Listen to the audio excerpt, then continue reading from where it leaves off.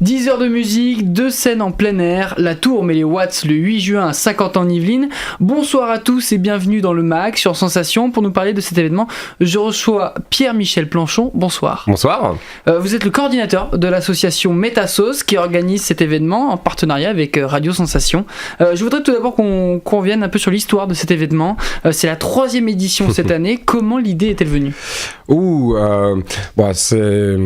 Comment dire ? C'est vrai qu'il y avait un passif parce qu'il y avait le festival La Tour prend l'air qui a duré quand même plus de 10 ans, 12 éditions il me semble, donc ça fait un sacré historique sur le territoire. Donc nous c'est vraiment en 2017 avec la nouvelle équipe qu'on a voulu relancer en fait un festival sur 50 ans en Yvelines, et du coup l'idée est revenue comme ça un petit peu vraiment sur cette envie de redynamiser le territoire et de reproposer quelque chose parce que c'était dans on va dire le cœur de l'association de faire un événement comme celui-là. Une tête d'affiche que le grand public connaît, c'est Sinsemilia, mais d'autres groupes et artistes sont présents comme les Ramoneurs de Menhir, Volodia, Dubmatix, Iphase. Vous promettez, je le disais, plus de 10 heures de son. Quelques mots sur la programmation. J'imagine que c'est un travail de longue haleine. C'est quoi la couleur musicale de la Tour Méléwatts ? Un peu comme l'année dernière, on est vraiment sur une couleur des musiques assez festives en fait, où on arrive au début de l'été, il y a les beaux jours qui arrivent, donc c'est vraiment le bon moment en fait pour pouvoir sortir, profiter des premiers vraiment rayons de soleil et commencer à faire la fête, de se retrouver tous ensemble en fait sur un événement fédérateur. Du coup on est vraiment sur un style on va dire musical où on a le reggae par exemple qui va ressortir, là on a du punk assez festif, du hip-hop, du dub, aussi pas mal de musique électronique qu'on met en avant parce que elles ont explosé ces dernières années dans le paysage musical tout simplement. On va s'intéresser maintenant aux artistes qui sont programmés pour les faire découvrir ou redécouvrir à nos auditeurs. On en parlait tout à l'heure, on va commencer par Sinsemilia. On écoute un petit medley et on en parle juste après. Parce qu'il n'est pas nécessaire d'avoir des dreads ou une crête sur la tête pour être un rebelle. Au village sans prétention, j'ai mauvaise réputation. Que je me démène, que je reste quoi, je passe pour un je ne sais quoi. Je ne fais pourtant de tort à personne en suivant mon chemin de petit bonhomme. Mais les braves j'en aime pas que l'on suive une autre route que. Non les braves j'en aime pas que l'on suive une autre route que. Tout le monde médit de moi, sauf les muets, cela va de soi.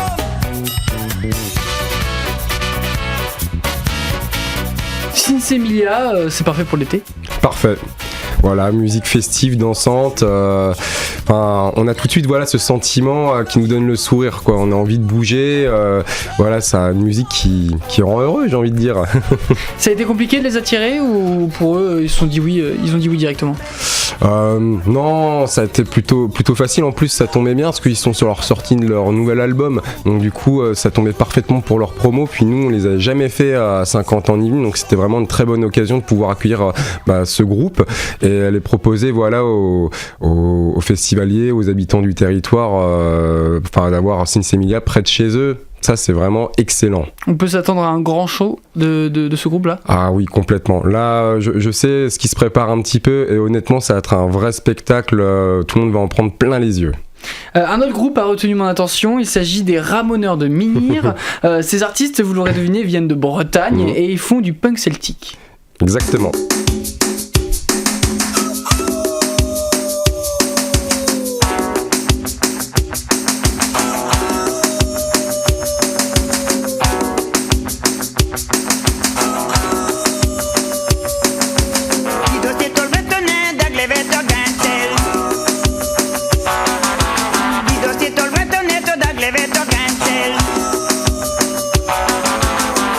Dans la bourrée, la la la la la la la la la la la la.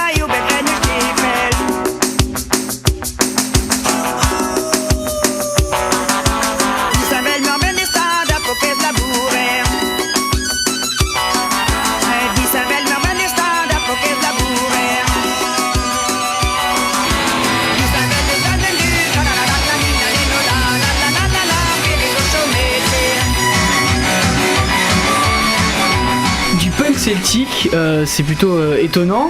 Moi, je suis un grand connaisseur de la musique celtique, mais je ne connaissais pas le punk celtique. C'est grandiose. Ah, c'est génial. Et puis en live, ça déménage. Hein. Ouais, j'ai eu l'occasion de les voir il y a un an, peut-être un an et demi en concert sur Paris. Ah, j'ai pris, excusez-moi du terme, une claque monumentale. C'était incroyable. J'ai jamais vu autant un public bouger comme ça, être à fond dans le concert. Il dégage une énergie, justement punk, et ça se ressent vraiment. Enfin, il y a vraiment une communication extraordinaire. Une découverte pour moi, ce sont les Sunvisor, 5 musiciens, chant, guitare, clavier, basse et batterie. Ils ont été en résidence il y a quelques années à Guyancourt et ils ont récemment sorti un nouvel album, Fire Inside.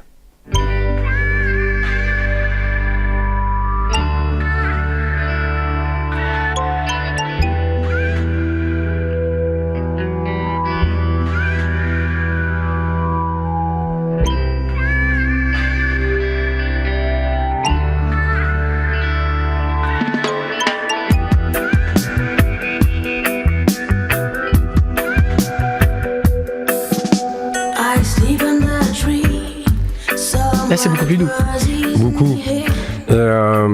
C'est vraiment cette voix quasi soul en fait qui fait tout l'univers pour moi du groupe, parce qu'on a vraiment une formule qui marche bien, un reggae assez actuel en fait, qui puise aussi ses sources vraiment dans le reggae, ce qu'on peut dire assez roots, et ils ont trouvé vraiment une bonne formule qui est assez actuelle et moderne en fait aujourd'hui, donc ça donne un peu de fraîcheur dans ce style musical, je trouve, et c'est vraiment très intéressant. On va maintenant rester un peu au reggae. On termine la sélection avec un cousin d'outre-Atlantique, Dubmatix, de son vrai nom Jesse King. C'est un musicien et producteur canadien.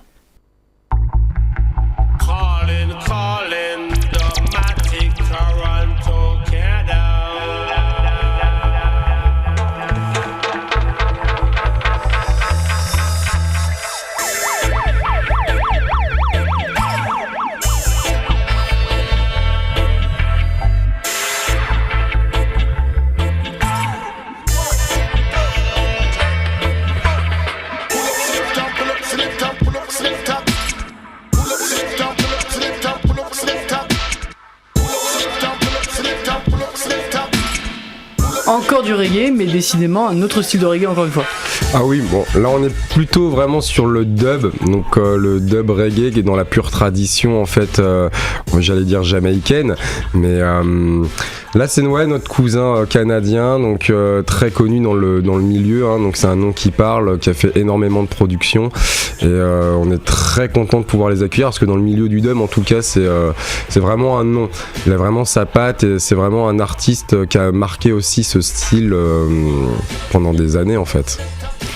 Pour terminer, la Tour Méléwatt, c'est également un éco-festival. Les éco-gestes vont être au cœur de l'événement. On parle de tri sélectif, des circuits courts, du covoiturage et même des toilettes sèches. C'est quelque chose d'important quand on organise un festival en plein air de montrer l'exemple ?